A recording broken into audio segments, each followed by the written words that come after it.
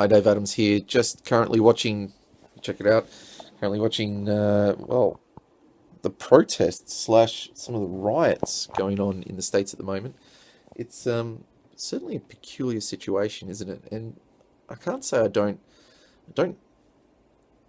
necessarily know exactly what they're feeling, but I certainly have a sense, I think, of some of what they're feeling. I know a few years ago we even elected a prime minister ourselves who I felt this sense of disbelief after the election. I was awestruck that he won. He was essentially openly against gay marriage. He openly, you know, patronizing, demeaning to women. He was backward in that sort of thinking. He was a constant gaffe after the other, and throughout every election he's ever been in, it always felt like his party were just putting out fires from everything he said.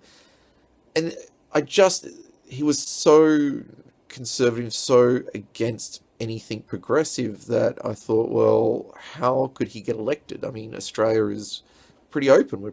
I feel like we're working on tolerance. We're getting better at stuff, and this was just such a backward step. And I was angry, and I was a bit hurt. And I knew some people who voted for this guy, and in fact, obviously, a lot of people voted for him. I guess I'm kind of baffled by this response, and even into the comments sections, we've got, all sorts of comments there, and obviously you can't read them, but you know, uh, move out of home. Too bad. I honestly don't know that I can read some of these out. They're quite nasty to each other, essentially suggesting that they need to leave the country or to eat fecal matter, um, and then a whole bunch of misinformation too. Some really interesting stuff, as well as, all whites need to be locked up for crimes against humanity. There's some really uh, it's kind of interesting, but I think I think I have a problem with this. I do. I think even though this is an American election, it shouldn't have any impact on me directly. I honestly feel like I have a problem with this. I felt hurt by the decision. I was not happy with Trump being elected.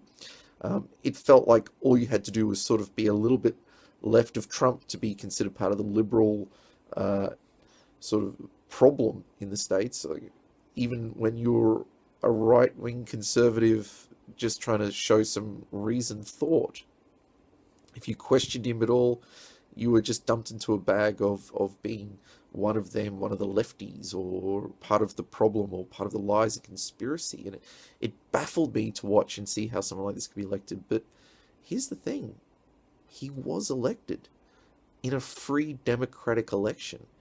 And while I understand the emotional response, uh, I think at some point we have to celebrate the fact that this is what democratic elections can happen. I don't think we celebrate democratic elections just when they give us the result we want. And in some senses, perhaps there's been people feeling like this a long time by the fact that they were willing to vote someone like Trump in. That maybe there are other elections where people have felt similar about the more liberal choices. My problem with protesting an election is this: it stands in the face of democratic elections.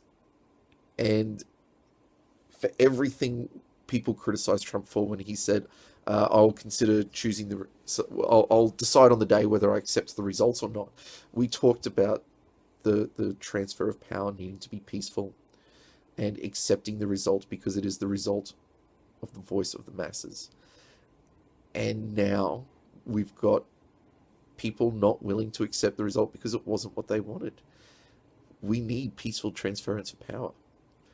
This sort of thing threatens not just American democracy, it threatens all democracies, because pretty soon, why don't we just overthrow the government because we didn't get the result we wanted? Or, well, it's not the result I wanted, so it must have been corrupt or illegal, and I just have an issue with that. That's what terrifies me more than a Trump presidency.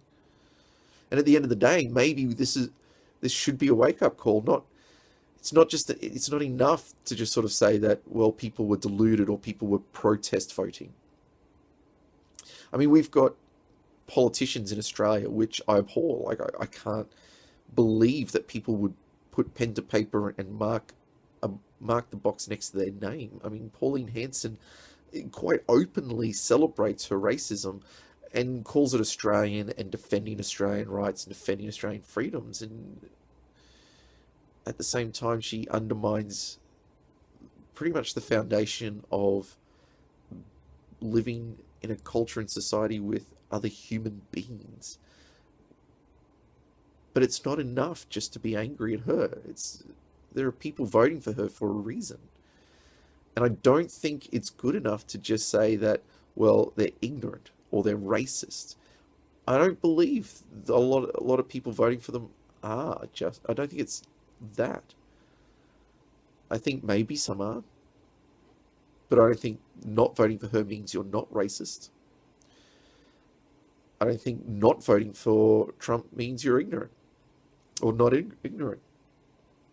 Like, there's more to it than this, and I think maybe there's what it requires from us is the response of an openness of mind and an openness of heart to really listen, to really understand, to see that this could expand our horizons, our understanding of the world around us and the people we live with, that maybe people are feeling threatened. And maybe it's not a matter of they're just sick of being empowered, that these white middle class men have been threatened by progressive thinking. No, sometimes progressive thinking can become its own tyranny. And I've seen that and I've witnessed it. And that terrifies me as much as extreme conservatism. But maybe there are voices not being heard. And in a democratic society, we seek to hear those voices. We should be open to those voices. And maybe we need a better way of understanding and listening than to simply say, oh, well, they're racist or ignorant. And it's not even enough to even just say, well, they're acting out of fear. They genuinely feel fearful for their society. I think just starting with those premises leads to a form of ignorance in itself, because it says, well, I've already decided what your issue is before I listen to you. And when we do that, then we're not really listening. I believe in protest movements. Sure, protest, but protest the outcome of a democratic election? To riot over the outcome of democratic elections? That's dangerous. That's concerning. Maybe what we need is a plan for the future. Maybe we need to settle down and to come to terms with what's now and see what we can do to win people over, or to change our ways and to try and find a better way to listen and understand and to accept. If they're the values we want demonstrated, if they're the values why people were voting for Hillary, or why people I voted for, they're the values I look for in them. If I want them, maybe I need to demonstrate them even when I don't get the results I want. This is dangerous, and I hope this stops. But maybe you agree with it. Maybe you have a different perspective, and I'd love to hear from you, whatever that is. Just be respectful about it. Put it in the comments below. I'm Dave Adams, and I'm just thinking out loud. See ya.